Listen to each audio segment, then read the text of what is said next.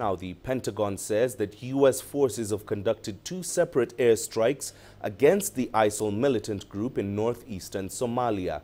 Several terrorists are reported killed. The first strike occurred at approximately midnight local Somali time, with a second strike at approximately 11 a.m.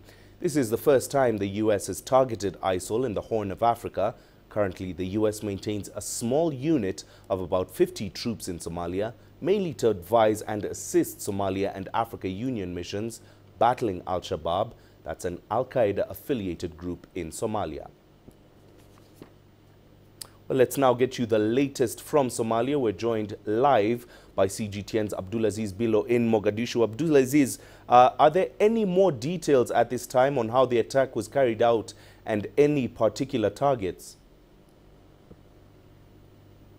Well, Mahia, according to the U.S. Africa Command, AFRICOM, they issued a statement on Twitter saying that the attack took place on the November 3rd, and there were 2 separate airstrikes. One took place at around midnight, the way you've said, and the other one at around 11 a.m. local time. Now, the exact individuals or terrorists who are being targeted in that attack remain unknown, but according to Puntland media, that is towards the northeast part of the country, they're saying that the leader of ISIL in Somalia, his name is Abdulqadir Sheikh Ali Mu'min. He's the commander there who's leading a group of a few hundred soldiers, according to security forces there. They're putting that figure to be slightly less than 100 of ISIL fighters, but they think the security experts there think that he was the target of that attack. And according to Pentagon and AFRICOM, the way they've put it in the statement is that the strike targeted killed several terrorists. Now, they have not said exactly if the attack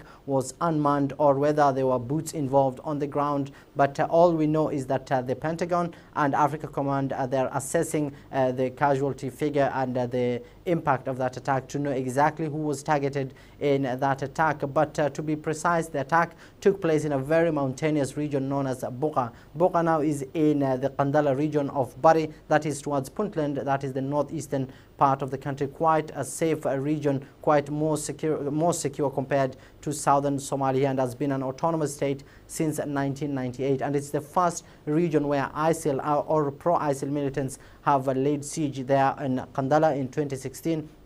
Before they were ousted by Puntland soldiers. So this is the first airstrike by U.S. against pro-ISIL militants here on the ground. And we also know that Al-Shabaab has a base in Puntland, and they've killed scores of soldiers in the past there. So for now, we're keeping tabs on this, and we're waiting more assessment report from Pentagon on whether or not Abdulqadir Sheikh Ali Mu'min, the head of ISIL militants here in Somalia, was part of the terrorist groups who were killed yesterday, Mahia. Now, Abdulaziz, on one hand, we have the Ethiopian troops with AMISOM, and now the airstrikes against the militants in a different region. Are we now seeing a more aggressive approach against terror in Somalia? Well, Mahia, Ethiopian troops crossed the border the other day into Somalia, slightly above 1,000 troops, and they came towards the Gedo region. That's the border area between between Somalia rather, and Ethiopia. And the soldiers, they are not part of AMISOM, they are non-AMISOM soldiers, and mainly from Ethiopia. They will be assisting the Ethiopian contingent of AMISOM here, who are in 4 separate regions of the country, that is towards the Bakol and the Bai region, as well as to Gedo and Hiran in central Somalia. So the comment by President that the country is in a state of war on 15th of October is seen to be the main reason as to why we are seeing increased military activities here on the ground. And the airstrike in Kandala seems to be part of this strategy, where the Somali president visited several troop contributing countries like Ethiopia, Uganda and Djibouti, and sought military support in the fight that he's planning to launch here to eradicate the Al-Shabaab. Now, the 2 areas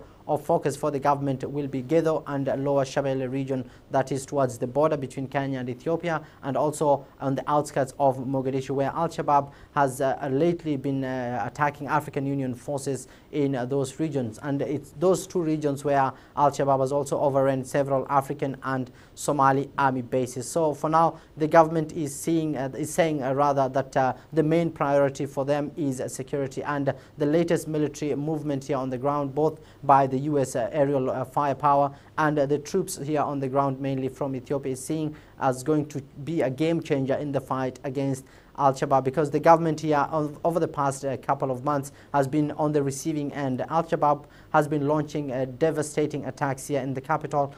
Top of them, the 14th October attack that claimed almost 400 lives. So the government here is of the view that the security apparatus here in the country, the architecture must be restructured in a way that the government will be on top of the game. And also here on the ground, the government is expected to name a defense minister and replace the vacant positions, that of the chief of intelligence and the chief of police, who resigned following a deadly high-profile attack on a Mogadishu hotel. So definitely, Mahia, security remains a big challenge for the government here, but the president is optimistic indeed that within 2 years his forces will be able to say that the fight has been won. All right, Abdulaziz, thank you for bringing us those updates on Africa Live. CGTN's Abdulaziz Bilo speaking to us there from Mogadishu.